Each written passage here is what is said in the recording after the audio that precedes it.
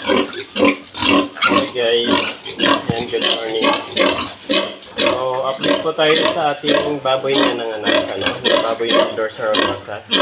So, ayan talagang 8 lang po yung anak niya. Pero sulit po kahit 8 kasi ang lulusog po nila. Ayan. So, marunong sila magdede, hindi na natin tinuruan. Ayan guys. So, kahapon or kagabi po siya nanganak. Kagabi siya nanganak. Nagagawa na yung dami yung dede eh.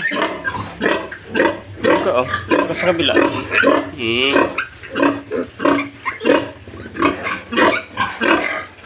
Kikipag-agaw ko ang dami niyong.